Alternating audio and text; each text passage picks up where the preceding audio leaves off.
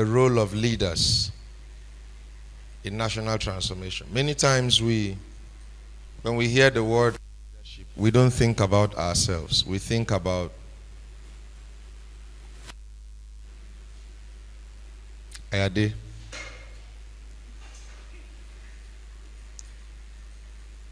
We think about Buhari. We think about our friends. But those are what we think about. Like we have always mentioned, but you see, these things need to be taught again and again. Our leaders have succeeded in retaining a spirit of slavery for several generations. They have succeeded. They have a good score line in retaining a spirit of slavery. And so when we look at the model of leadership, what happens is that those who have gotten into positional leadership have used their positions to stifle things by reason of corruption and oppression. They've used their position to stifle human potential such that they become like the only models to look at. Matter of fact, we have succeeded in using the term managerial staff and management in the corporate workspace that we don't see them as leaders, we see them as managers. So everything around leadership, about leadership, is centered around politics. By that conscription, by that perception, that general perception, our culture has been able to trap our minds to believe that except you're into politics, you cannot be a leader. That's the bane of our thought patterns. You see, there are several levels of slavery. But the most difficult prison to come out of is the imprisonment of the mind. Now, when we say the imprisonment of the mind, people think that when you read books, that's when you get liberated from the imprisonment of the mind. But that's not necessarily true. Matter of fact, there are books that you read and they imprison your mind the more. Like the 48 Laws of Power. Like not the Art of Seduction. The Machiavelli Principle. Books I used to have in the days.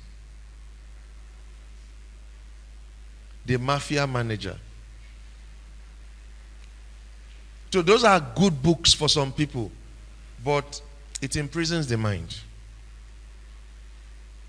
So they say knowledge is power.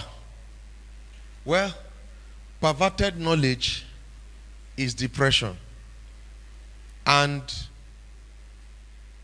if knowledge is power, well, INEC has told you what knowledge has done to your professors.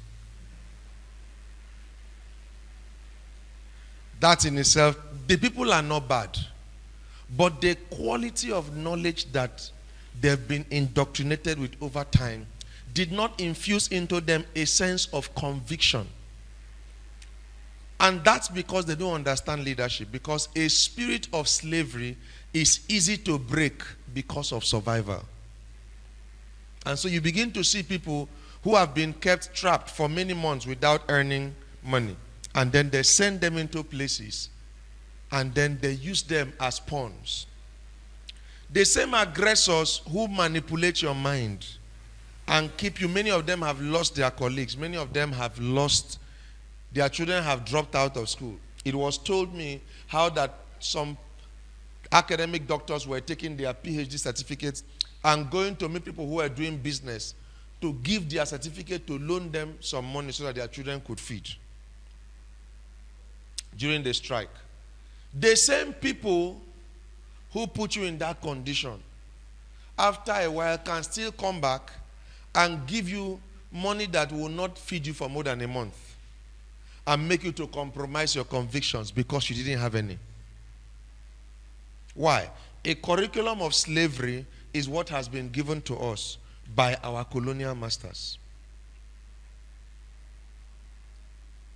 And so They say, go to school, go to school, go to school. They don't tell you, teach people how to have convictions. Why?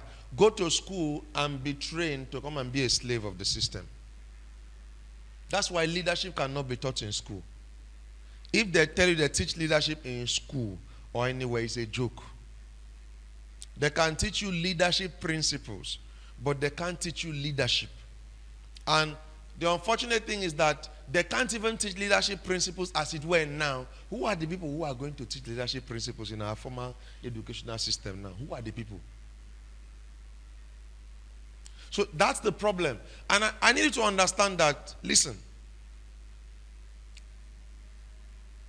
there must be a conscious revolution. Very conscious. And a revolution doesn't mean carrying placards and hanging on the streets. There are people who do that, but that's not what I'm talking about. When I say a revolution, I mean a people that are going to go against the tide of culture, the tide of conventional culture. I have lived like that for 10 to 12 years now. And I tell you, there is no better way to live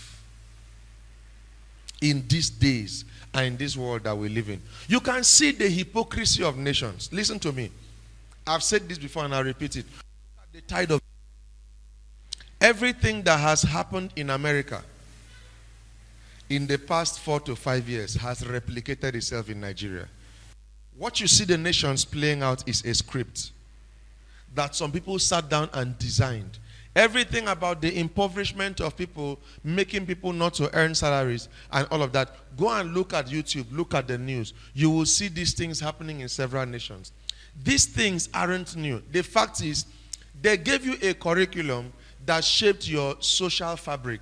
And they understand that as long as you follow that curriculum, all they need to do is press this button, everybody will go in this direction. Press this button, everybody will go in this direction. It's like a game of chess where they have anticipated the move of the knights and the kings. And so they make the kings to function like a foot soldier because of the strategies that the other kings have set. Like the pawns. Because of the strategies that the other kings have set. And this is so important because our parents are victims of this curriculum. Our leaders, some of them have very good intentions, but the curriculum that framed the fabric of their minds is a curriculum of slavery. Good intentions are not enough. Knowledge is not enough, obviously and apparently. But the knowledge of the truth is what will take us from where we are to where we ought to be. A revolution can be defined as several things, but I'll give you two definitions. One definition of a revolution is to oppose falsehood in all its forms, norms, and deceptive orchestrations. In all its norms, forms, and deceptive orchestrations, opposing falsehood. The second aspect of a revolution is a decision to become that which no one believes you can become. Individually, collectively, corporately, territorially, and nationally. A conscious decision backed up with action to become the best of all that we can become. Individually, socially, collectively, territorially, nationally, and even continentally. Irrespective of what people think of us. Many times, like I said earlier, there is something called self-perception. And I coined a phrase in one of our teaching series called Self-Perception Index. The way we perceive ourselves individually and collectively. Now, matters. Sometimes we can say we perceive ourselves rightly, probably because we are Christians or something. We can say we perceive ourselves rightly, but that isn't always the case. Because you don't perceive yourself rightly because you assume or because you have read or even because you have a revelation. But until your beliefs and your convictions are tested, you cannot ascertain that you actually perceive yourself. Because self-perception establishes a conviction, and every conviction must be tested. Until conviction is tested and its credibility proven, its authenticity is questionable. Until conviction is tested and its credibility is proven, its authenticity is questionable. We have to come to that point as leaders where we see that our lives are meant to be examples. Tell yourself, how can I become one that my generation will emulate after?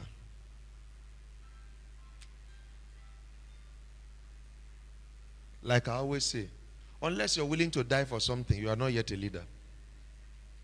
If you're not willing to risk your life for what you believe in, that you may not have seen the results tangibly yet, you are not yet a leader. You may have the seed of leadership, and you may be nurturing that seed, great, but you cannot call yourself a leader. 3 vital components of leadership development are beliefs, convictions, and faith. Beliefs, convictions, and faith. These 3 components, every leader must possess. And I tell you, the people on the dark side of leadership, they understand these principles very well. Those of us who say we believe in God, sometimes our challenge is that we don't understand that matters of leadership at some levels are matters of life and death. And so the fear of death is the bane of several destinies. I must tell you the truth. The fear of death is the bane of several destinies.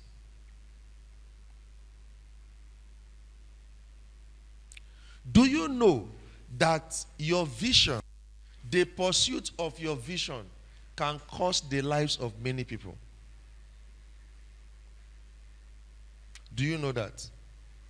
For instance, let's say you are someone who has been given wisdom to establish a company, an infrastructural project in a particular community, and you have favors with governments at some level. You get into that community.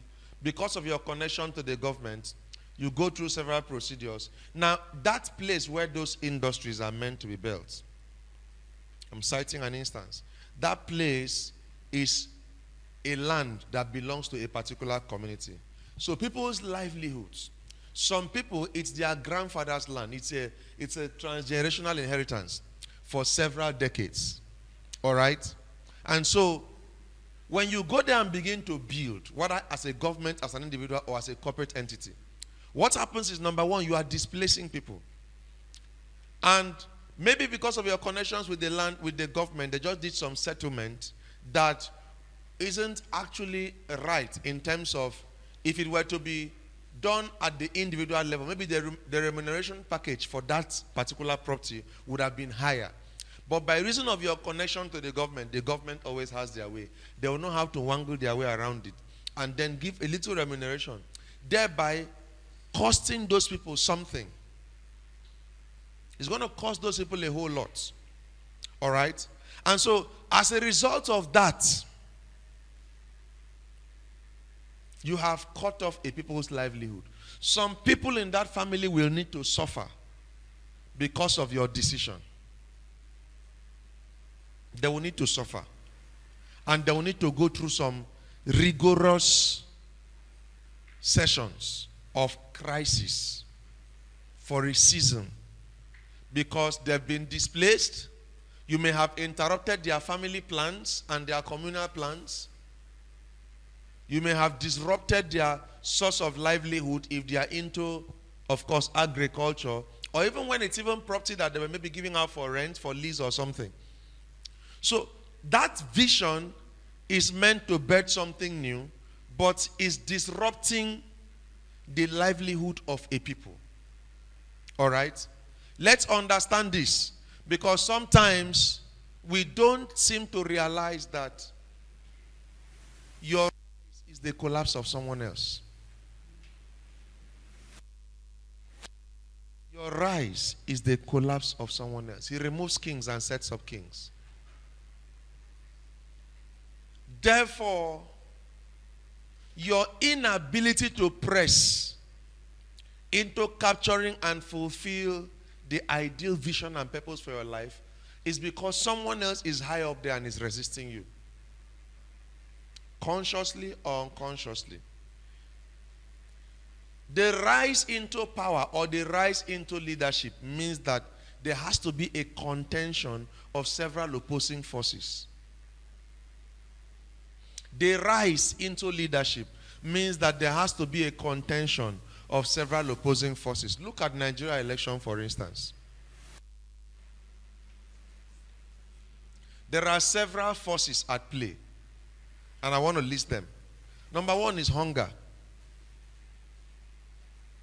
Number one is hunger. That's the force that created the environment for the financial play that took place. The force of hunger. It was like the chief protocol officer that went to go and check the environment before the beast of canal governments could come in. All right? So that's one. Hunger. Then number two, we have fear. That's another spirit. I was called reliably and I was told that they were abusing, that a man of God in your territory was in a particular polling booth agitating for a particular candidate, and people were standing there in front of that man of God and were saying that if they don't vote for a particular candidate, anybody who votes for the other candidate will die once they leave that place. And the man of God stood there and did nothing.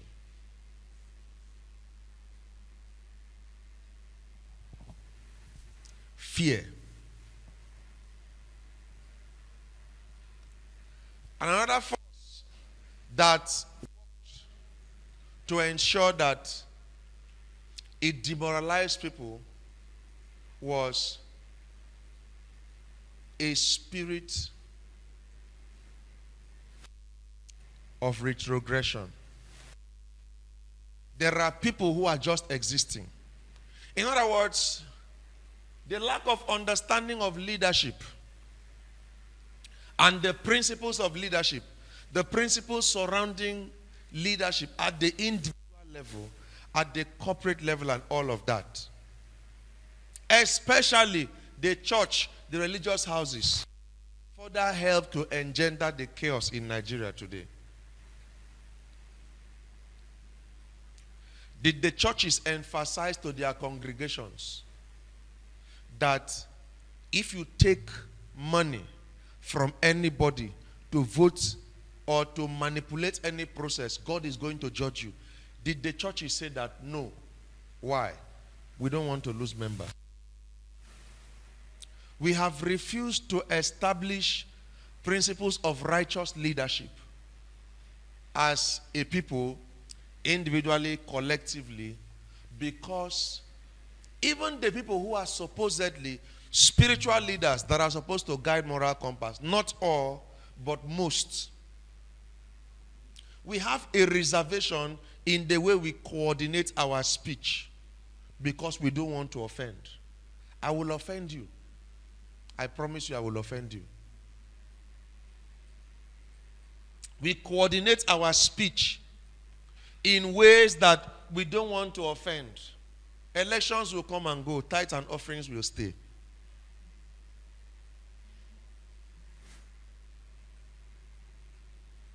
How shameful.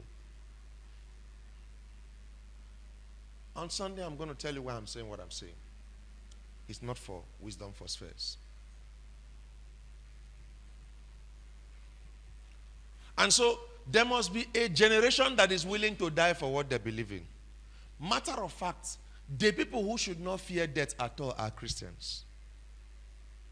He says there is a better resurrection. Why do you fear death?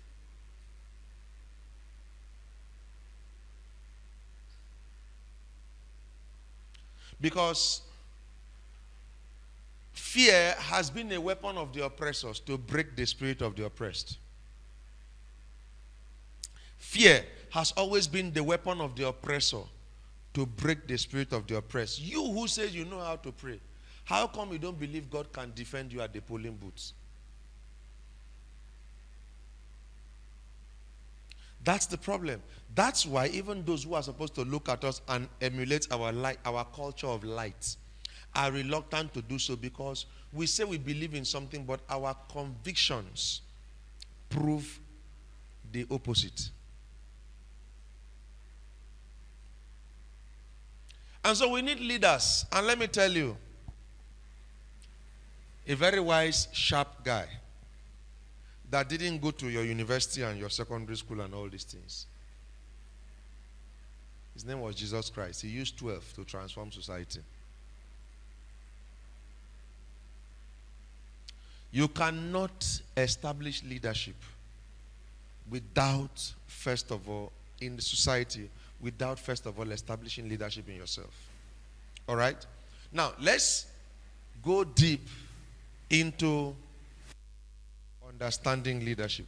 When somebody is willing to go all out, spend resources, spend time and spend energy to gather momentum in terms of knowledge and wisdom because of what you believe in, to pass a message, that message will cut through several clouds and layers of what preachers cannot do from the pulpit because of the burden. Now, that's what leadership can do. That's why leadership is the most opposed concept. How many of us know about the Reformation of Martin Luther? When the Bible was given, and then the Roman Catholic Church locked the Bible up and would not allow the commoner seat. Now listen to this. The leadership paradigm that we operate in this world, which is, of course, the hypocrisy of it is being exposed by reason of the European Union and the United Nations right now. You can see all the devastation and havoc they are wreaking on their own citizens. When there was no test to the solidity, credibility of its foundations and its modus operandi, when there was no test, it looked as if, oh, America, Europe, they are the best people. Right? It looks as if, oh, they will tell us, Africa, you don't like yourselves. You don't like yourselves. But now, people sit down and send resources to a particular nation because they want to fight another nation, and that nation is being bombed, and the resources they are supposed to use to help their people, the resources is going down the drain to the point that now banks are closing, are shutting down. They are protesting in hundreds of thousands. Their media houses will not carry, except you go on social media. And they are impoverishing their people because of the selfish agendas of most of their leaders. Of course, which they are compelled to do because of some affiliations they belong to. But they will tell you, African leaders, you don't like yourselves. But as you're seeing it, can you hear the message? Did you hear what that young man said? There are people who will spend millions to ensure that they continue to sow seeds of discord. There's this young man who they host on Channel TV and Arise TV.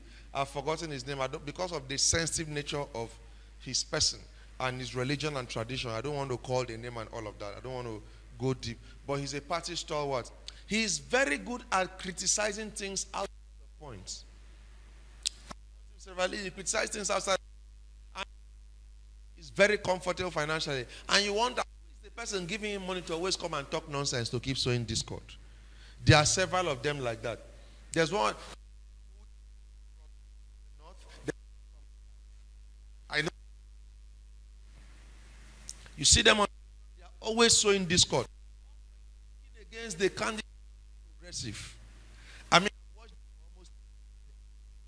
They are paid heavily to keep sowing discord, to keep using the media to shape narrative. Next week we are going to look into the role of media in national development. So it's important that we come to understand the terrain that we live in. Unfortunately, if you bank your knowledge inclination just based on the university and your church, if you go to an orthodox environment or a place that is not reformation, that is not started with the burden of reformation, you will just be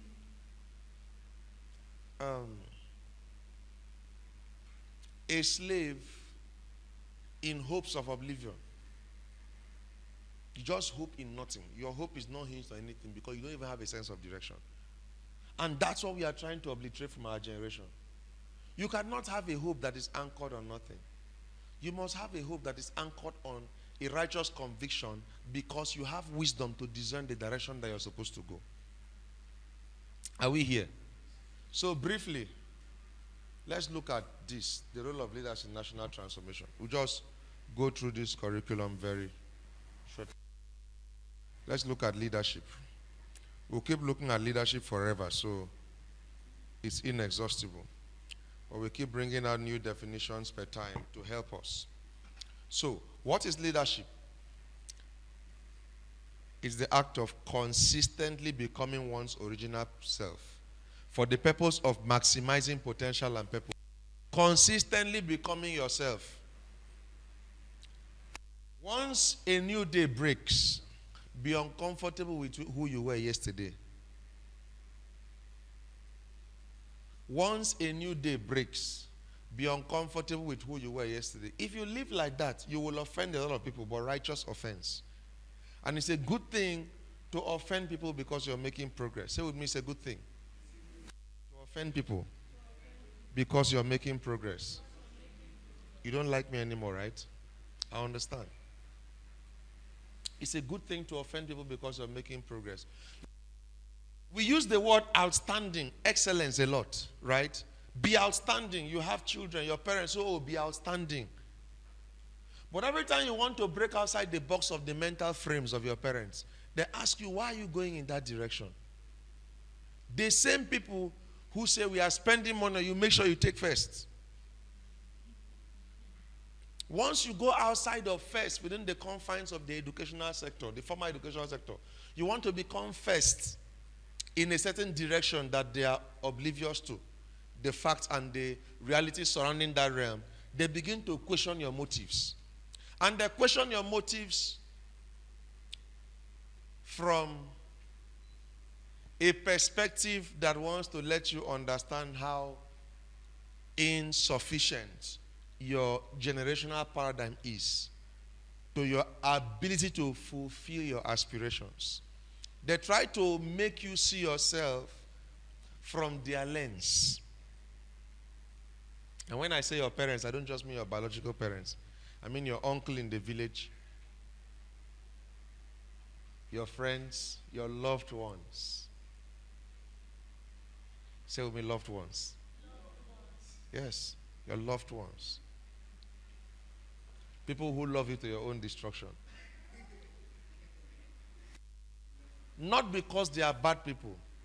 In their good intentions, they may be destroying you. Oh, listen. You don't understand what a revolution means until you are able to make decisions that will make your familiar environment become unfamiliar to you. Because that's what a revolution is about. It's about birthing an unfamiliar reality for the purpose of the collective good of society or a particular generation.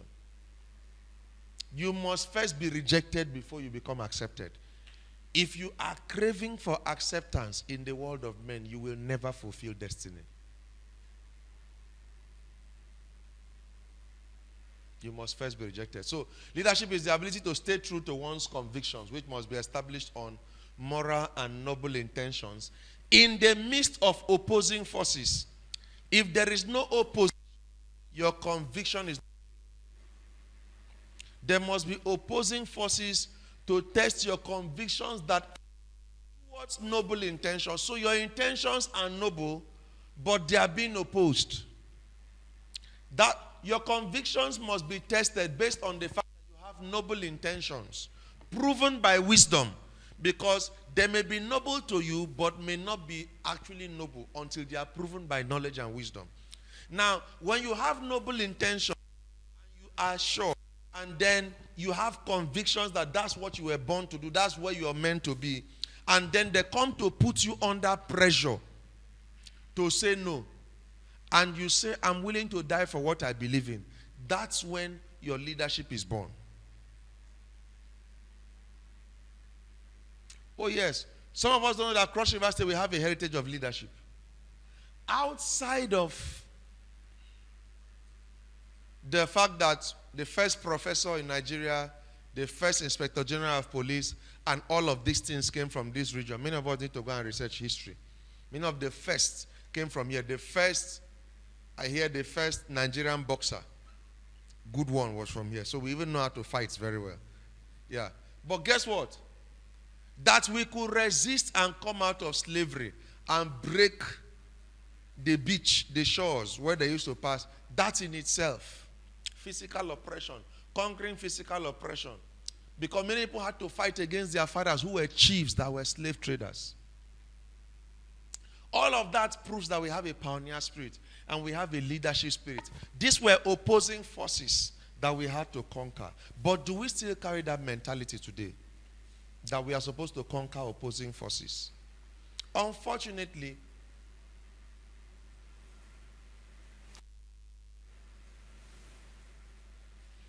social media has become the bane of our success in terms of upholding our convictions. Many of us don't understand that whenever you spend so much time on social media for something that doesn't bring value, actually you're destroying yourself. It's a place where a lot of things are being infused to water down our convictions in our minds. Social media is a battlefield where all manner of forces come in. It's the skillful use of inherent authority and external. Leadership is the skillful utilization of inherent authority. Say with me, inherent authority. Many of us don't know that we have inherent authority. I'll give you examples of inherent authority. Being a inherent authority is something that is wired into nature that you don't need to go to a school to become. All you need is common sense. Inherent authority is the interpretation of common sense for it to be utilized. And then for it to be maximized, that's where you now need some external wisdom and knowledge. So we have this inherent authority and then external resources. This can be human resource, material resource, financial resources. External resources can be acquired skills now and acquired knowledge coming to match with your inherent authority. What is the inherent authority for using external skills? It simply means that I have been given a spirit of dominion to be able to reform anything, to be able to innovate, ingenuity, change things for the better, to improve on things. The capacity to hold something and change its form for the sake of improving it towards maximal utilization is your inherent authority. It's proof that you have inherent authority, which is, in this context, can be defined as creative abilities, right? Are you with me? In this context, can be defined as creative ability. That creative ability, capacity to create or to change the form of things within the context of particular times and seasons. In our parents' time, they were using chewing stick, right? And somehow they knew the particular chewing stick to use. And they will eat palm oil and eat everything and their mouth won't stink. Yes. That's the technology of Africa. They knew the stick that had paste inherent. So when your grandfather comes and stands at the village square on Thursday morning and tie wrapper and hang his shawl as the ball open of Yako, and he's chewing the stick and he's greeting everybody. Now, you saw him as a crude man because that's what Western civilization taught you, but no. That was the African civilization. And they had a community orientation. There was wickedness, however, there was more bond and unity then. Faith, hope, and charity. There was more charity then. Where you could walk into somebody's house as a child and you are hungry, and the other people will bring out food and you eat together. Nowadays, Oyama's on TikTok. They push their plates under their benches when their colleagues are coming. Inherent authority and external resources for the purpose of maximizing the use of human, intellectual, and material resources. Human, intellectual, and material resources towards a common goal. That means use your authority and your external resources. What is your authority? The right to own property. You have a house. Inherent resources. You have some wisdom. You have a house. You have wisdom. What is wrong with calling your peers once in a week and sit down together and begin to explore each other's inherent intellectual resources? Don't just pray. How about having intellectual discussions to sharpen your minds? Accountability groups to check if your friend is reading or you are the only one reading. Because some of us will say, read. You say, I read. What are you reading? I'm reading this one. So I've been reading it for the past 4 weeks. Where are you? Chapter 3. No intellectual mutual accountability settings where you can check each other to ensure that you are helping each other grow. Something about me, when I counsel people, sometimes, even professionally, I give them books to go and read in their profession. Until recently, when the responsibility became so much, there was a website I used to read. A particular school of engineering. I applied and subscribed to them. They sent me subscription letters. I go and research, go to some website, get some journals. I had sent you some journals some time ago from that website. It was because of him and our other engineer, Omo. Why? Get some, so that you can even contribute to them professionally, not just spiritually. So if I use my time to be able to gather sufficient resources, to be able to add value to you, area of specialty, if I know it, I'm still developing myself, and I'm still becoming more and more the best of myself, you have no excuse. A generation that is going to be able to establish and inspire a revolution that will last must be a generation that is given to quality knowledge outside of formal systems. Because over-dependence on formal systems makes you a prisoner of the system. And I know what I'm saying. So,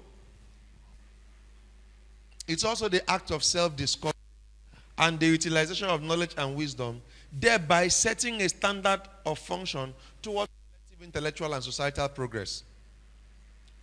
Some of us don't like book. You can't be my friend if you don't like book. Just know that our relationship is time-bound. Maybe the next 2 to 3 months, we are done. If you don't like reading, no, we can't go far. Actually.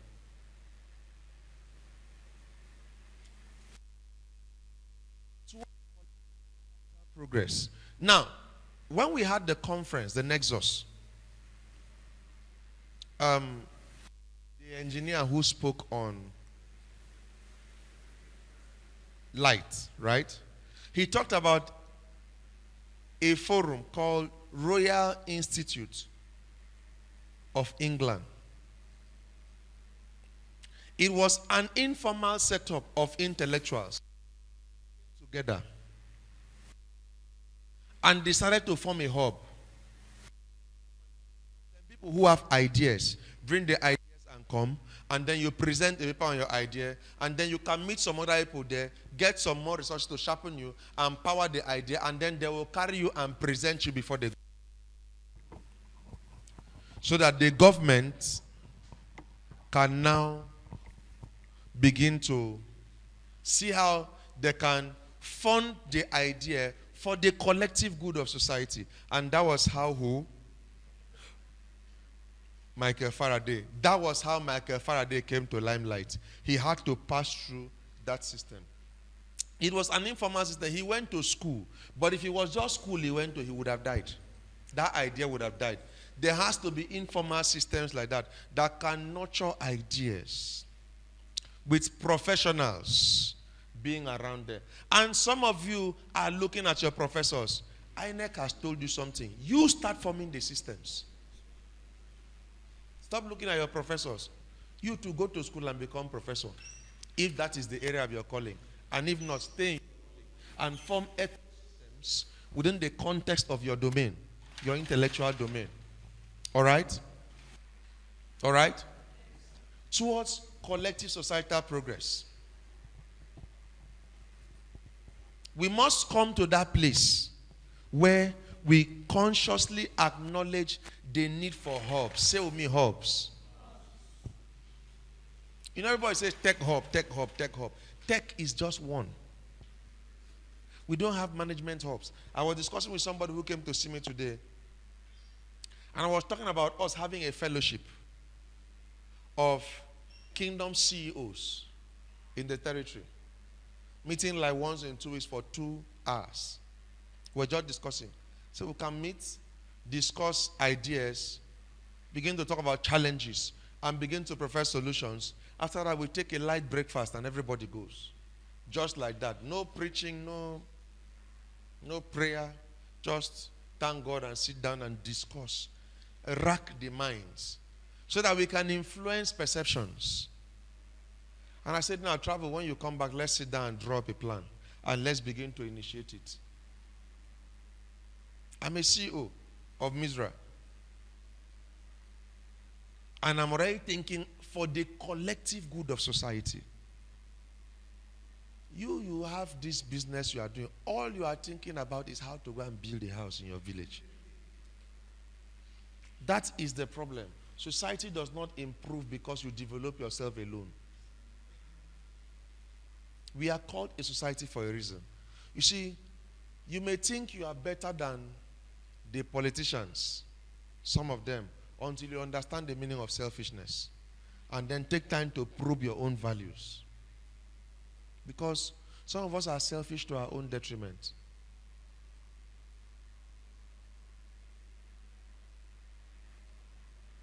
Setting a standard of function. Listen to me. Most of our political leaders are only interested in winning elections. They don't have ideas. And if you take your ideas to them and they don't see the economic value immediately, they will not answer you. Your current governor should have taught you a lot. Yes. Ideas have not prospered in this land for the past 7 years. How many companies have signed MOUs with Cross River State government? I hear over 40. How many have been established? Maybe half. Half of half percent. Of half. None. None, sir. Okay, quarter. What does that tell you? A spirit of retrogression is in the atmosphere. Who are the people who are supposed to change the status quo? The light bearers. But you think your light is just about praying. You see how somebody used wisdom and research to be able to communicate a message. And he made a speech that your president in the past 4 years has come out on 1st October, has not been able to make one good speech. That boy's speech has beat the speech of the president of the Federal Republic of Nigeria for the past 4 years. Go and watch the speeches. They are on YouTube. 8 years. Look at the speech that young man made in 15 minutes. That's the person you should be watching 1st October. No, it's true.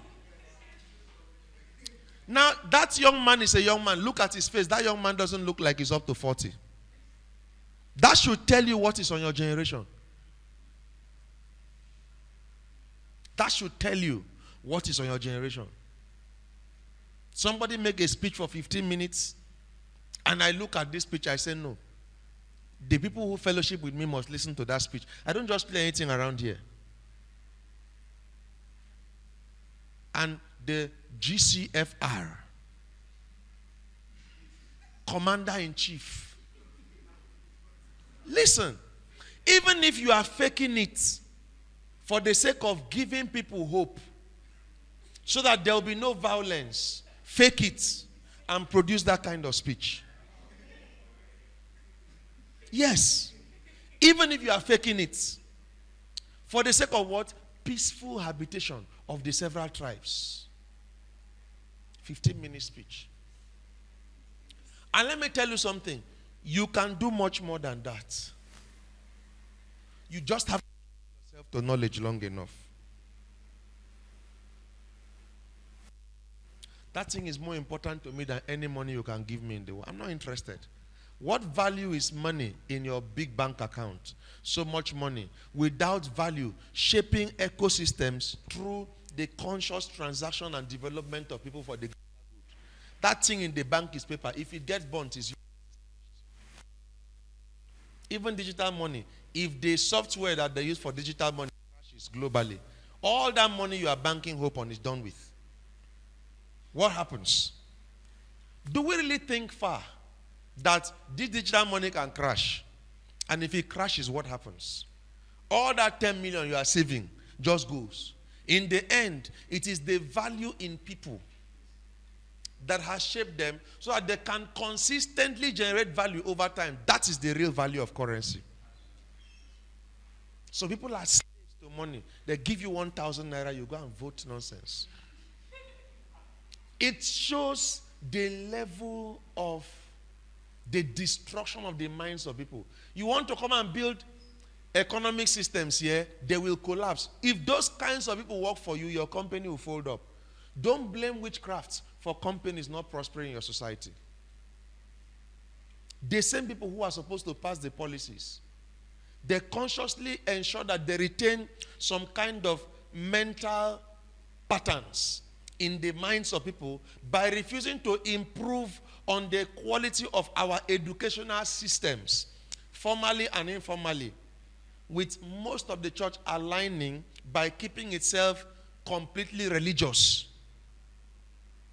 in order to help further entrench a spirit of slavery in a generation that has been given a scepter to bet a new Nigeria. There are startups that we are going to be betting from the month of May to help our ecosystems. Unfortunately, because we are a people that have been trained and schooled in the curriculum of slavery, everyone is always waiting for who will bail the cat. Sometimes we are even afraid of becoming the best of our. We don't believe in patronizing. I remember and a young man who is well known in this town for tech development. He was hosting a tech summit, and he said people should come and pay, I think 2 or 3,000 naira to go through a 2 or 3 day tech workshop or something. Not one person came up to pay. But some came and said public speaking, something. They brought some boys from Lagos, did some international, 5,000. Transcorp was. And in the end, they were complaining that it was a scam. Spirit of slavery, misplaced priorities. Rather than people committing their resources for things that will improve their minds, they commit their resources for comedy and fun. Listen to me. I will continue to challenge you until you become the best of yourself. And if you don't like me, you can go. I'm very comfortable being alone. But as long as you come around me, I will make you uncomfortable with yourself until you become the best of yourself. It's a vow. I will do it. I will make you so uncomfortable with yourself until you become the best of yourself. I've realized that if you want to kill a generation, give them a little bit of comfort. Next slide. Why do we need leaders? Because leaders establish corporate direction. Your president-elect, what kind of direction can he give us? The people who were fighting for him to win and for his stooges to win, they are trying to bring anarchy, saying if you belong to a particular tribe, leave our domain.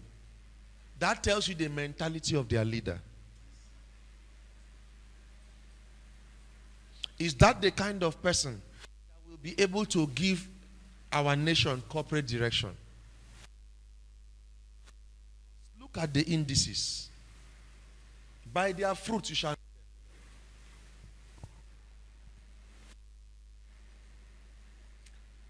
them. What direction? What is the pivot of his political aspiration and agenda? It is my turn. Just that. Does that make sense? No. I love people, I respect people. But does that make sense? What is the meaning of it is my turn? Now, is it that the point is, can't we even at least try to create something so that, okay, it is your turn in your head, but at least there will be something that people can look at and say, okay, for the sake of this, let us be blind to the statement you made. But there is nothing else to offer. Do you understand what I'm saying? Leaders establish corporate direction. Establish, not establishes. That's a mistake. Now, if you don't understand what I'm saying, listen. The next, you have to stand in light. And I speak in parables. Leaders have the capability to bring out the best in others, because they are always transformed from within. Now, the best there as a phrase is subjective. For a chaotic mind, what will the best mean to that person? That will now begin to shape policies. For a corrupt mind, what is the best?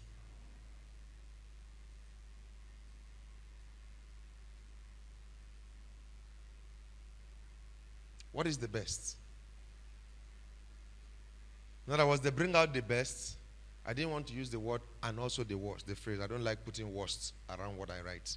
But they also bring out that other part, depending on their own state. You can't give out what you don't have. When you look at our leaders who want to become presidents, look at the quality of the people they call spokespersons. A spokesperson means a public relations or corporate relations officer. The person that everybody sees. That person projects the image of the leader. There are two F's that are the spokesperson for some of these parties. Go and check their records. Their character flaws have national ramifications. And these are the people that project the image of somebody. You can understand the direction if the one who sits on the throne of heaven allows it.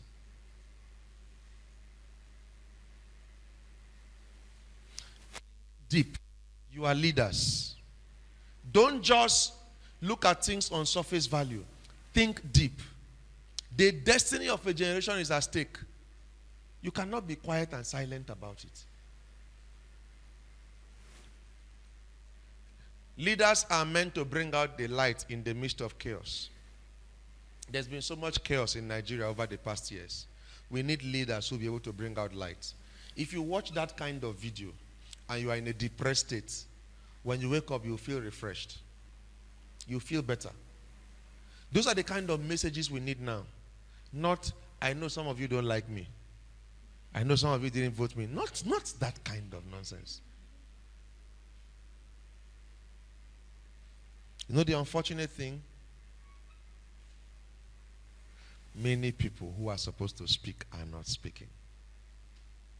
You know why they are not speaking? Because they are not leaders. Silence in the season of chaos, when you have the authority to do something about it, makes you an accomplice. It means complicit. Unfortunately, the destinies of many are trapped in such ecosystems of religious mediocrity. Unfortunately so. Leaders bring strength where there is weakness or discouragement. Leaders define the destiny of territories. What will the destiny of Nigeria and Cross River States be 4 years from now if the status quo remains? Do you see why you must aspire to political leadership? People are avoiding that one. Okay, let me go and do business. Let me build company. They want to give me an appointment. No, I don't want to have anything to do with politics. Listen to me. You are very wrong. Everybody will not go into politics, but people have to go into politics.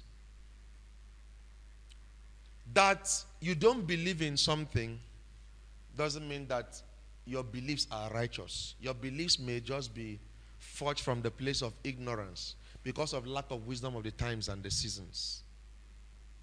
Where are the Daniels and the Josephs? Where are the Wilberforce? People who are going to enter there.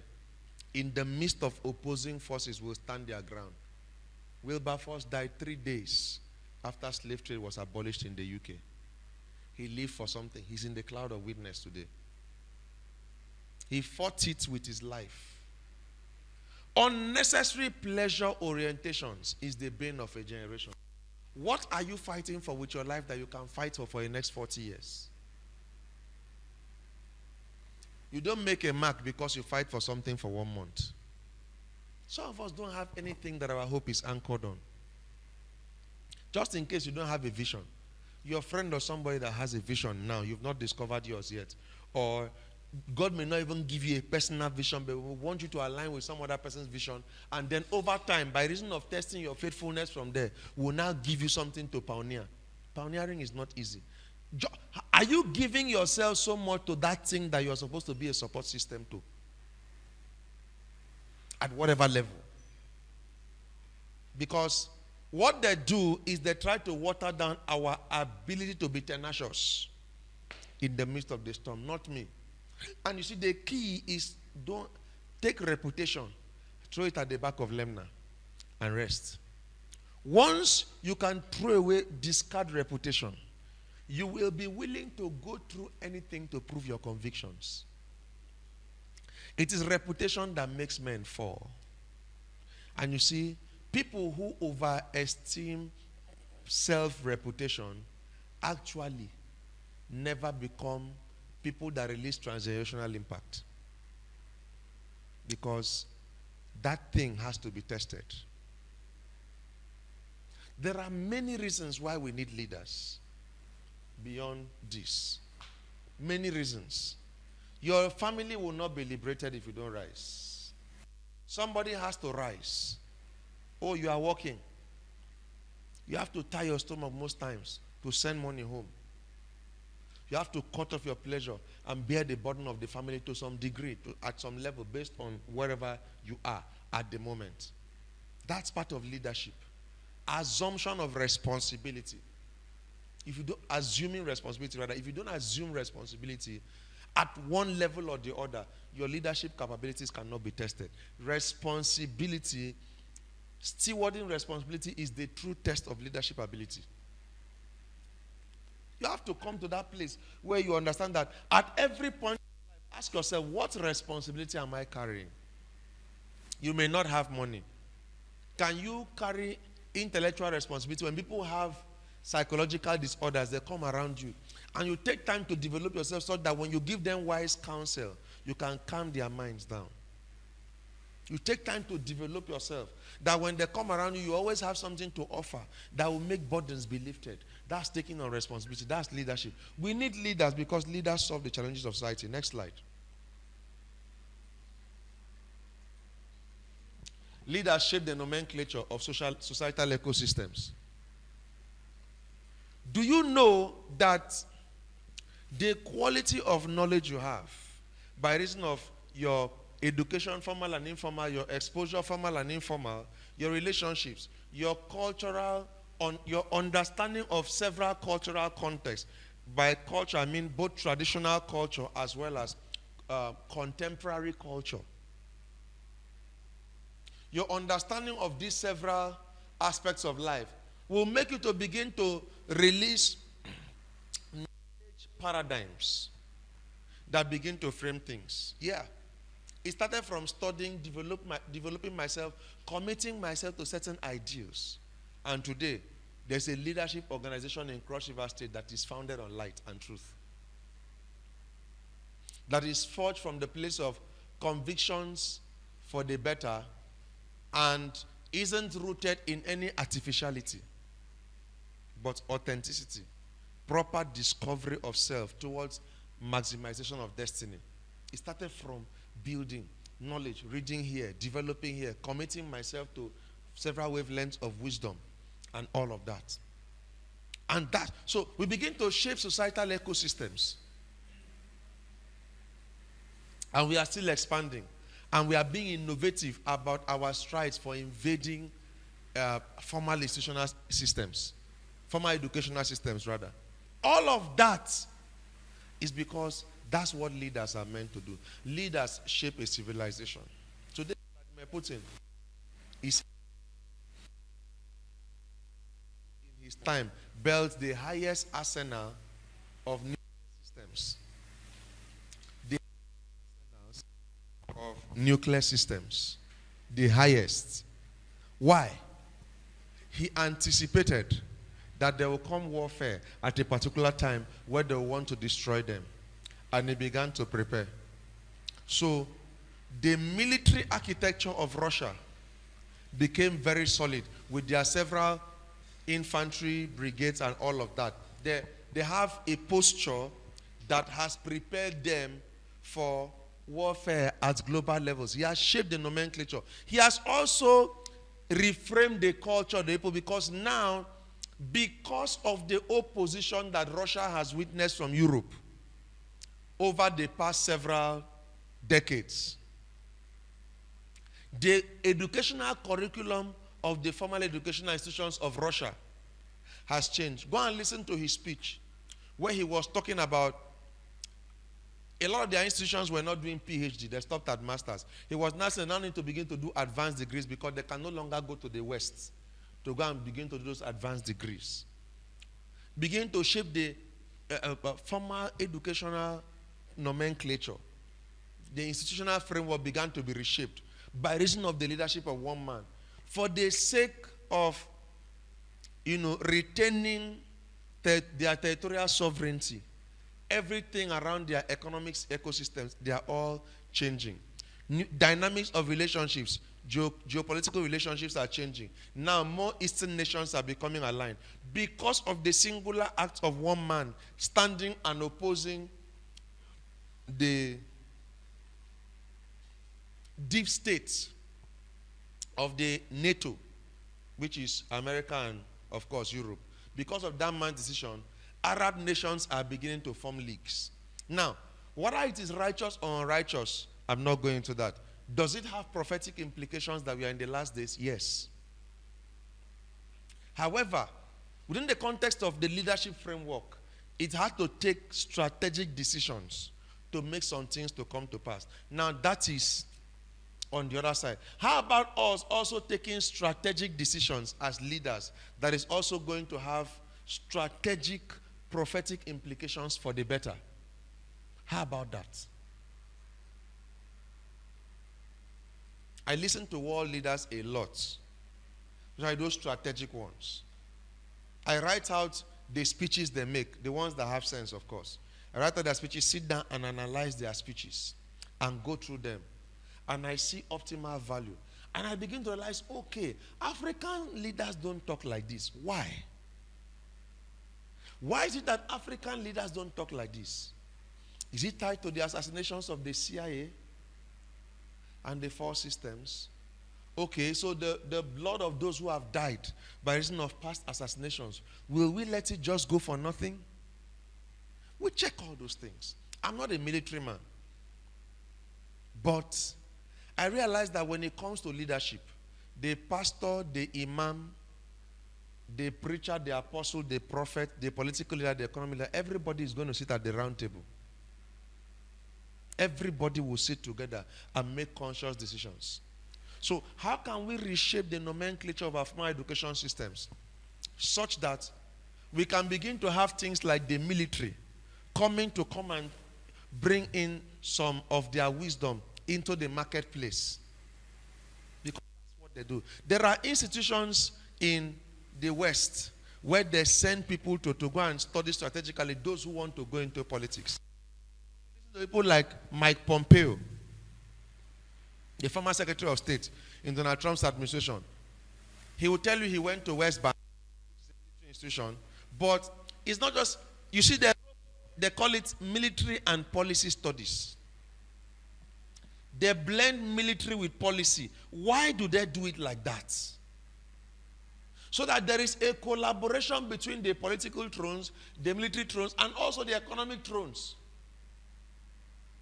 So the nomenclature of some strategic formal educational systems are intentionally shaped with the greater goal in mind. Not just people going to school. Can we begin to think like that and begin to shape such ecosystems? Leaders set the tone for a transgenerational legacy in society. Do we think transgenerationally? Listen. If what happens 10 years from now, transgenerationally, between now and then, feel your impact. Let the ones who will be born between now and that time, let them feel your impact. They drive corporate and institutional progress. Yeah. We are bereft of ideas. Do you see how when you graduated in school, during your convocation, your VC came, and what did they say? Having been proved in what? Character and learning. Who is talking about character?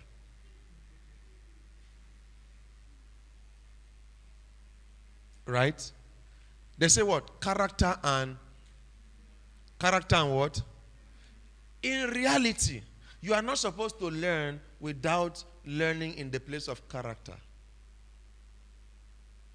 But how is it that that aspect of informing character has been removed? When they called back the strike, it is said that it was vice chancellors that were calling that people should just come and pay anything to just pass because they needed to survive. Why not do it for them for free if you are that good? Yes. Do it for free, we'll celebrate you. Don't do it for a cost.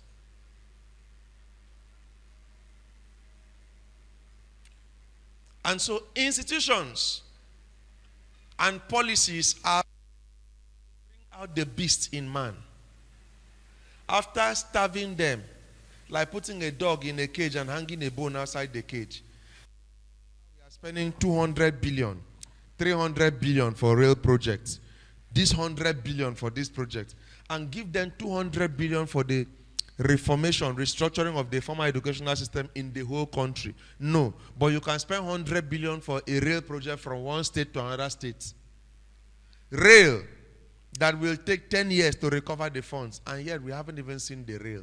Matter when it even came, your own people came and bombed it. Do you understand that there was a script? Who wrote it, I don't know, but there was a script to put people starved and prepare them, and then later release a little meat, call off the strike, a little meat just before the election. You cannot satisfy 10 months of suffering with salary of 1 month. So make it close to the election so that that starvation of 8 months or 9 or 10 months, the impact will still be there. And then use that and bring them into the election and then tell them, do this, we'll give you this, and everybody will do it. That is, you see, these things, you must know these things. So that tomorrow, somebody comes and offers you money.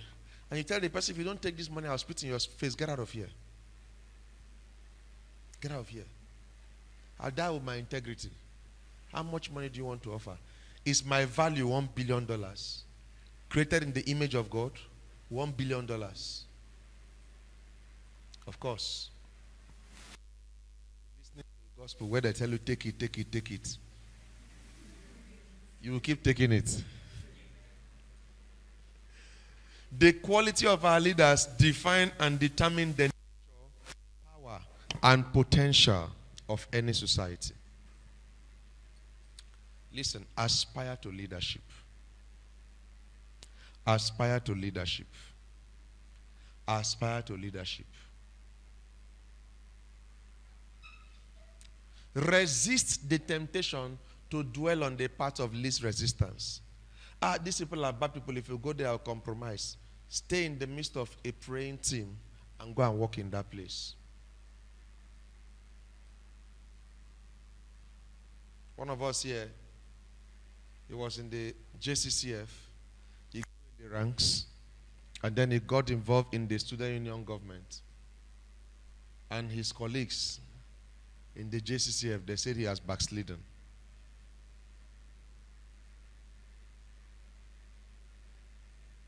And yet, by being in the SUG, he was able to help advance several courses that the JCCF also benefited from. But for those courses to be advanced, he needed to be inside the student union government system. Religion is the greatest curse on mankind. I thank God I'm not a religious man. Next slide. 7 vital attitudes leaders must possess. This is your responsibility now. You must thoroughly ascertain the source of your beliefs. See, the greatest source of a leader is their belief systems. Not just what you believe in, but how you believe in what you believe in, or who you believe in, and why you believe in what you believe in, or who you believe in. It is at the place of beliefs that truth will be filtered from error. Any other thing you cannot filter truth is at the place of beliefs. For instance, why do you believe in this person? Because this person is the person that says even your enemies love them. The other one says fight and kill. Is that a good person? Can a good person say kill? No. I've solved the problem. Very simple. Now it's left to you to still decide whether you want to believe in that thing or not. Do you understand the picture? It's in the place of belief systems, testing motives. Why do you decide to believe in this? Okay, we're born into it. It's our family something. Now you've gotten exposed. Look at this. Beliefs.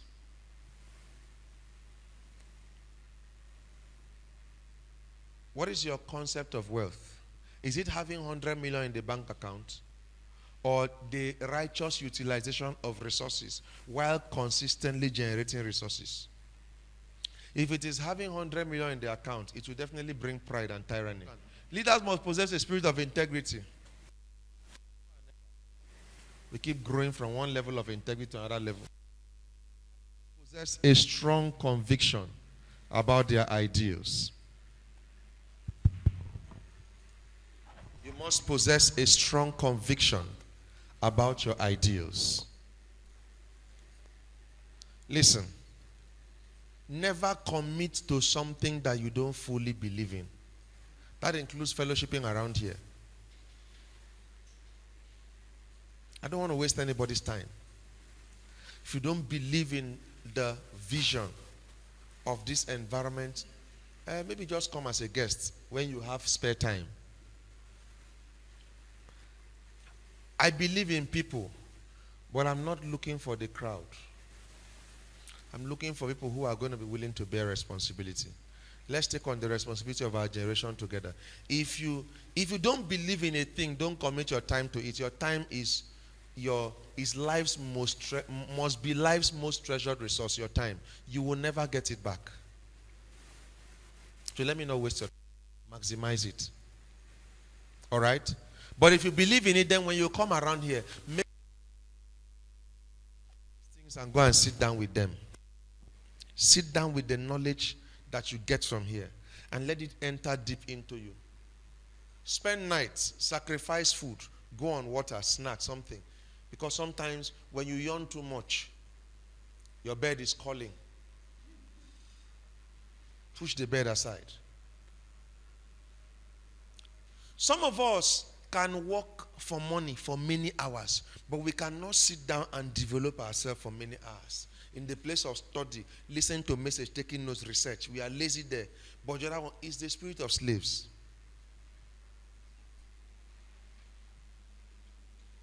You should give yourself more than you give out.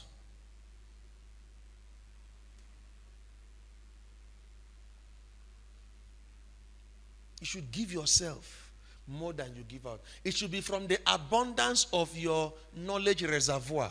You should dish out. The abundance of your skill development reservoir, you should give out. That means you should be consistently improving yourself because we have to work every day. So you have to be improving yourself every day. You must possess a strong conviction about your ideals, what you believe in. You must possess a spirit of tenacity when you are tested in your convictions. You know something about me? Paul. I love Paul. Wise man, they have learned how to abase and to abound. Now, when you think you will get me because there's nothing in my pocket, you are joking. I have suffered many shipwrecks and I keep going. Imagine a man talking like that. Say with me, tenacity. You believe in something so much that no matter what comes, they aim you rock, you bounce it away and you keep going. And you look at the bruises and you smile and you keep going. I must get to my destination. That is leadership. Do you understand? Oh yes. Leaders must possess a spirit of community. Leaders must possess a spirit of community. Community.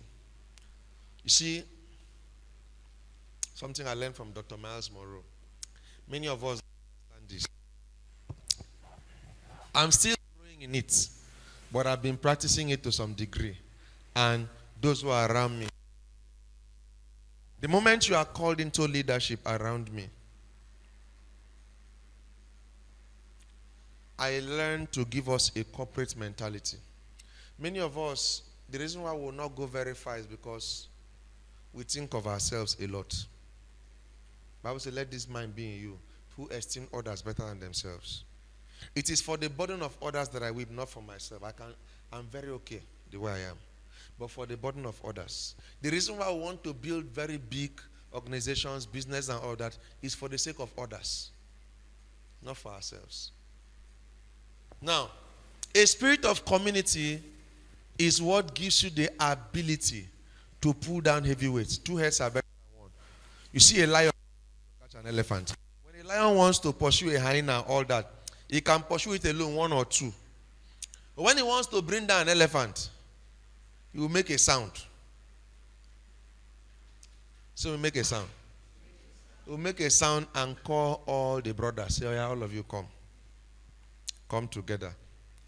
Let us see how we can pull this thing down. I'm not looking at it. If there is an organizational flaw, it's up to you.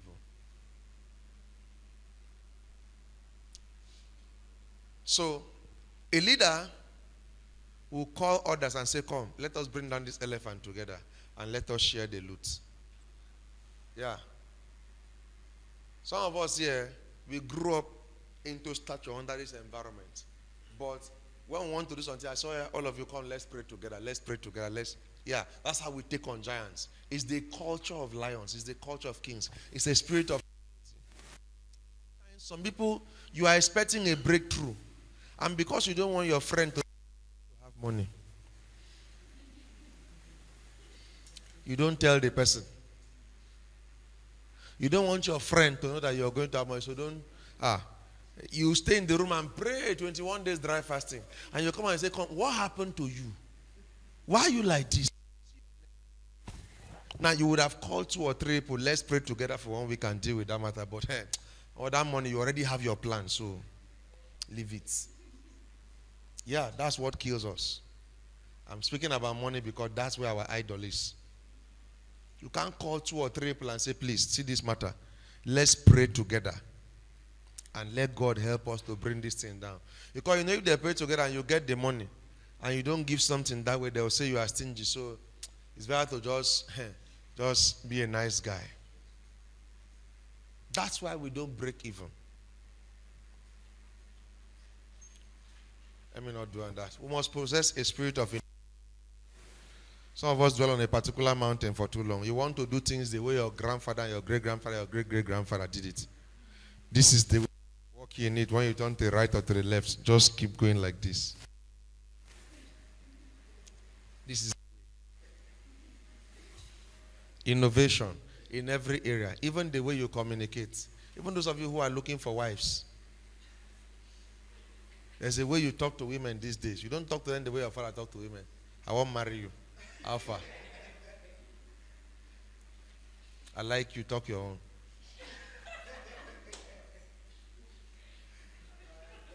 Evangelist, you get what I'm saying? And then we must possess a spirit of productivity. Be uncomfortable if you're not producing. You must be producing spiritual resources, mental resources, physical, intellectual resources. There must be something you're producing. If you say you're calling to ministry, let's see your anointing. You are an intellectual, let's see your works. What are you publishing? What are you writing books? Are you creating a to develop the minds of young people? Let's see what you are doing. If you are into business, let's see you working. All right? You want to see something. Let's see that there is progress. Step 1, 5%. Let's see something. Let's encourage you. Let's add our input. Don't just be deceiving yourself. Don't read for 6 months without jotting down some notes and being able to bring an outline of something that somebody can read and something can enter somebody's head. It's I've just been reading for 6 months. I'm still planning. How will you test to know that your brain is able to produce from what you're reading? There must be research. There must be something that you're bringing out. You don't just eat. Do you eat for 6 months before using the convenience? It's a law of nature. So that means that you are out of order. Productivity. Something is coming. I talked about the fact that we are reshaping the structure of Mizra. There are some new models we are going to be imbibing. So that those of you who say you are not called to preach, or you bring what you have, come and bring it. Let's see. All right, the last slide. That's the last. I didn't give you the other one. Wow. You see? You're not in the spirit.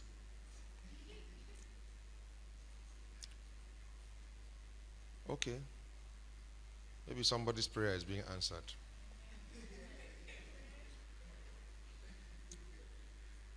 So, finally, I want to say something.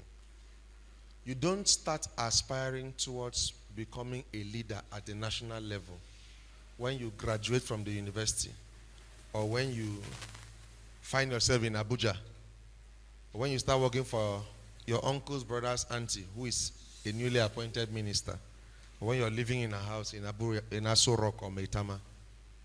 You start aspiring now. There is a seed of greatness. There's a seed of leadership in you. However, the quality of what you take in determines how far you're going to go.